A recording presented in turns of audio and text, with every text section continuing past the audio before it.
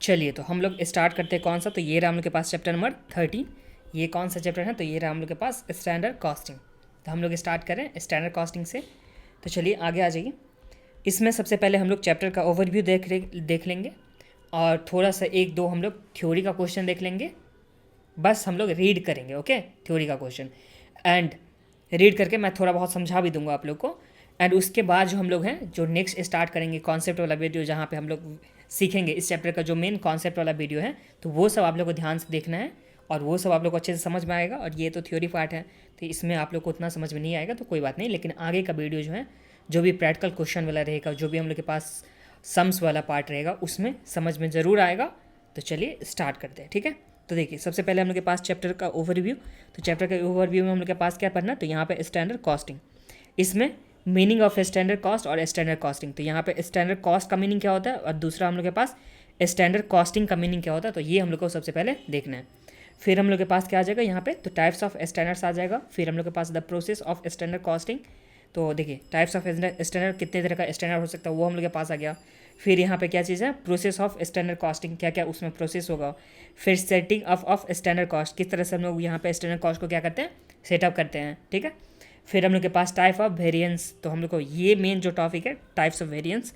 फिर classification of variance, computation of variance, ये सब हम लोग को प्रैक्टिकल पार्ट में करना है, ठीक है। और बाकी सब थ्योरी पार्ट है। उसके बाद हम लोग के पास क्या है, advantage and criticism of standard costing, तो ये सब हम लोग के पास दे रखा हुआ है, ठीक है।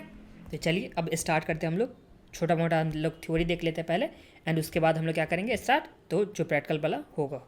तो देखिए सबसे पहले यहाँ पे स्टैंडर्ड या स्टैंडर्ड कॉस्ट क्या होता है, तो स्टैंडर्ड कॉस्ट का मतलब क्या कि हम लोग पहले से डिटरमाइन कर लेंगे, हम लोग पहले से यहाँ पे एक गुड्स होगा, ये जो भी हम लोग के पास यहाँ पे गुड्स होगा जिसका हम लोग मैन्युफैक्चरिंग करें, तो हम लोग पहले से प्री डिटरमाइन पहले से हम लोग डिटरमाइन कर लेंगे कि हाँ इसका कॉस्ट इतना होना चाहिए, उसे हम लोग क्या बोलते हैं स्टैंडर्ड कॉस्ट। उसे हम लोग किस तरह से कंपेयर करते हैं, तो हम लोग इंडस्ट्री का गुड्स एंड सर्विस का देख लेते हैं कि उसका कितना कॉस्ट है और उससे हम लोग कंपेयर करके यहाँ पे स्टैंडर्ड कॉस्ट रख देते हैं। मतलब किसी गुड्स का जो भी हम लोग यहाँ पे मैन्युफैक्चरिंग करेंगे उसका हम लोग कॉस्ट बता देंगे, तो वो क्या हम लोग के पास हो जाएगा, वो हो जाएगा स्टैंडर्ड कॉस्ट। इसका डेफिनेशन अगर देखना चाहेंगे तो देखिए standard cost is defined in CIMA official terminology.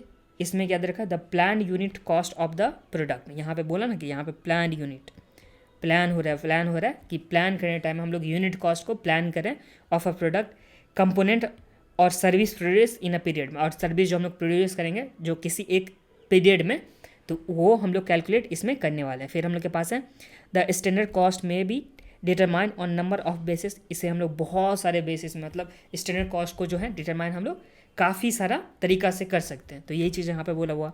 फिर the main use of standard cost in performance measurement, तो इसका मेन यूज़ क्या होता है कि परफॉर्मेंस मेजरमेंट हम लोग करते हैं। परफॉर्मेंस मेजरमेंट का मतलब कि जो हम लोग प्री डिटरमाइन के हिसाब से बनाए वो एक्चुअल में हो रहा है कि नहीं, ये हो गया। फिर हम लोग कंट्रोलिंग पर्पज़ के लिए करते हैं। कंट्रोलिंग का मतलब कि देखिए अगर किसी जो गुड्स हैं, कोई गुड्स हैं, उसका कॉस्ट कितना होना चाहिए, 100 करोड़ मान के रखते हैं, उस गुड्स का कॉस्ट यहाँ पे होना चाहिए 100 करोड़ का। वहाँ पे टोटल जितना भी गुड्स होगा उसका कॉस्ट यहाँ पे 100 करोड़ है। हम लोग इसका प्री डिटरमाइन निकाले कि 100 करोड़ होना चाहिए, वो एक्चुअल में कितना हो गया, तो यहाँ पे 150 करोड़ हो गया। तो इस तरह से यहाँ पे वेरिएंस हुआ ना। देखिए 100 करोड़ हम लोग डिटरमाइन करते हैं किसी प्रोडक्ट या सर्विस का यहाँ पे कॉस्ट, उसका एक्चुअल कॉस्ट कितना हो गया, तो 150 करोड़। तो इसमें हम लोग कंट्रोल भी तो कर सकते हैं ना कि 150 नहीं होना चाहिए था, 100 होना चाहिए, तो नेक्स्ट टाइम से यहाँ पे ध्यान रखा जाएगा। तो ये सब तो हम लोग कंट्रोल भी कर सकते हैं। परफॉर्मेंस में मेजर कर सकते हैं क्या चीज़, कि किसी काम को करने के लिए हम लोग का 10 आवर अलॉट करके रखे थे, किसी काम को करने के लिए हम लोग 10 आवर अलॉट करके रखे थे, और वही काम को कोई जाकर के यहाँ पे 12 आवर में करता है। तो इस तरह से हम लोग क्या कर सकते हैं, परफॉर्मेंस भी मेजर कर सकते हैं। कोई दूसरा एम्प्लॉय होगा वो कितना में 9 आवर में करेगा, तो हम लोग इससे क्या कर सकते हैं कि परफॉर्मेंस मेजर कर सकते हैं। तो ये हम लोग के पास हो गया कि देखिए सबसे पहला हम लोग के पास परफॉर्मेंस मेजर हो गया। फिर हम लोग इसका कंट्रोल कर सकते हैं कि हाँ किस तरह से यहाँ पे जो एफिशिएंसी बढ़ाया जाए या किस तरह से कॉस्ट का कटिंग किया जाए, मतलब कॉस्ट का किस तरह से कंट्रोल किया जाए, तो हम लोग कंट्रोल भी इसमें इस्टेब्लिश कर सकते हैं। उसके बाद हम लोग के पास क्या है, स्टॉक का वैल्यूएशन हम लोग कर सकते हैं इन एस्टैब्लिशिंग द सेलिंग प्राइस। तो हम लोग यहाँ पे स्टॉक का वैल्यूएशन भी कैलकुलेट कर सकते हैं। फिर हम लोग के पास जो सेलिंग प्राइस होगा वो भी हम लोग डिटरमाइन कर सकते हैं। तो ये सब क्या हो गया, स्टैंडर्ड कॉस्ट। तो स्टैंडर्ड कॉस्ट का मतलब समझ में आ गया, ये एक plan unit of the unit होता है, यूनिट ऑफ द प्रोडक्ट होता है। देखिए प्लान कॉस्ट होता है, प्लान पर यूनिट कॉस्ट होता है, जो किसी गुड्स का हो सकता है, किसी सर्विस का हो सकता है, मतलब किसी प्रोडक्ट का या किसी सर्विस का हो सकता है। तो अगर इसे यहाँ पे देखा जाए, मेन यहाँ पे 2 पॉइंट में इसे दिखाया गया है, तो जिसमें हम लोग इसे क्या बोल सकते हैं कि ये एक तरह से प्लान कॉस्ट होता है, determine on the base of number base on a base और नंबर ऑफ बेस, मतलब बहुत सारा बेस के हिसाब से हम लोग डिटरमाइन कर सकते हैं और किसी एक बेस के हिसाब से हम लोग डिटरमाइन कर सकते हैं। तो यहाँ तक में तो कोई दिक्कत नहीं है। तो ये हम लोग के पास क्या हो गया, स्टैंडर्ड कॉस्ट। अब यहाँ नीचे देख लीजिए, ये तो हम लोग के पास स्टैंडर्ड कॉस्ट हो गया। स्टैंडर्ड कॉस्टिंग में हम लोग क्या करते हैं कि जो हम लोग यहाँ पे ये जो देखिए, ये हम लोग सबसे पहले डिटरमाइन तो कर लिए। अब ये जो डिटरमाइन कर लिए तो उसका हम लोग किस तरह से हम लोग उसे क्या करने वाले हैं, ये देखिए कॉस्ट सबसे पहले हम लोग क्या कर लिए, डिटरमाइन कर लिए, ठीक है। अब ये जो डिटरमाइन कर लिए, बस इतना से तो काम नहीं चलेगा ना, इसका कंट्रोल भी करना होगा, इसका अकाउंटिंग भी करना होगा। जो हम लोग के पास कॉस्ट का सिस्टम होगा, कॉस्ट का हम लोग के पास सिस्टम होगा, वहाँ पे हम लोग को इसको दिखाना भी होगा, इसको मेजरमेंट भी करना होगा। तो ये सब जो सारा का सारा जो भी स्टेप हो गया ना, वो किस में आ जाता है, तो ये आ जाता है स्टैंडर्ड कॉस्टिंग में। स्टैंडर्ड कॉस्ट का मतलब सिर्फ और सिर्फ कॉस्ट, और कॉस्ट के लिए हम लोग क्या क्या चीज़ करेंगे स्टेप, उसे हम लोग किस तरह से दिखाएंगे। जो भी यहाँ पे एक्टिविटी होगा कॉस्टिंग करने के लिए, उसे मेजर करने के लिए, तो वो किस में चला जाएगा, तो यहाँ पे स्टैंडर्ड कॉस्टिंग में। ये समझने में तो कोई दिक्कत नहीं है। अब देखिए इसका फर्स्ट पॉइंट हम लोग के पास क्या, देखिए यहाँ पे जो हम लोग के पास था, why standard costing is needed, कि क्यों स्टैंडर्ड कॉस्टिंग का नीड होता है।